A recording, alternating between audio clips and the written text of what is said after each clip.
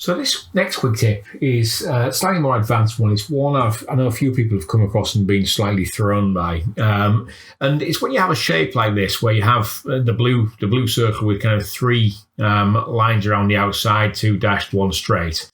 And the assumption is there that there are 3 circles, for example. And if I select this whole area here, one of the ways to see the paths involved in this is if you go up to the view menu, you can look at the outline. Now the outline shows you all the paths involved in creating a particular shape. And on this one, there's a single path here. And when you click on it, you can see there's a single path with 4 anchor points. It literally is just a circle with 4 anchor points. So it kind of confuses people, does this, because they then look at it and say, well, whoa, hang on, where's the other lines? What's going on now? How is that working? What if you adjust this? Go into there.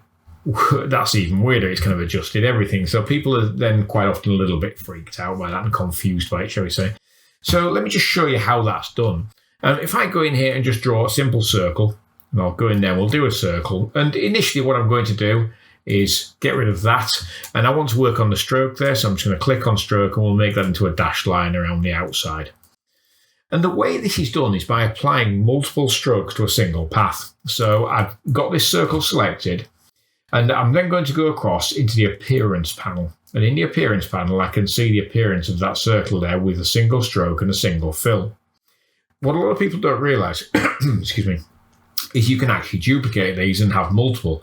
So I can go in here and I can have 3 strokes on a single path.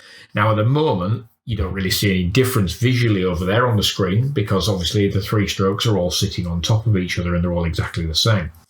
But what I could then do is say, right, this middle stroke here, first off, I don't want it dashed, so we'll turn off the dash.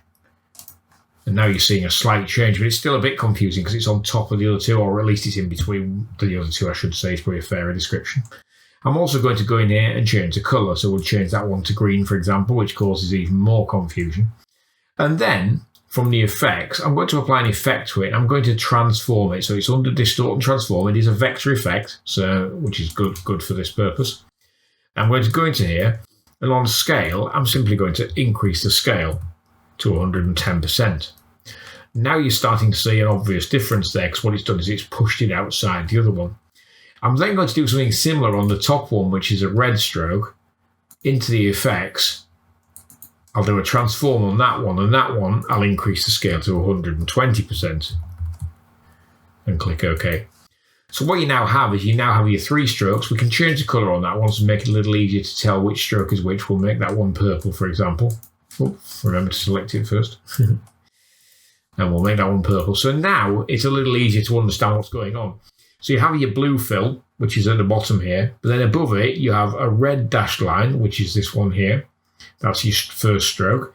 You then have a green line without any dashes. That's your second stroke up here, which has been expanded by 10% to push it out a little bit. And then you have your final one, which is your purple dashed line, which is at the top here. And that's the one where we applied the transform effect and we put it out to the scale to 120%. So it's even bigger still. And that's how you've got these 3 lines around here. But when you actually select this and have a look at your outline, you've only got a single path there with 4 anchor points on there. So if you ever receive any artwork, you're trying to edit it and it's doing that, it's not because it's grouped or anything like that. It could well be because somebody's applied multiple fills or multiple strokes to a single path. So going in and trying to ungroup it and stuff, which is what people try and do, it's not going to work. You need to go into the appearance panel and select the path and have a look at what strokes and fills are on there. So hopefully that makes somebody's life a little bit easier when they're hit by that exact problem.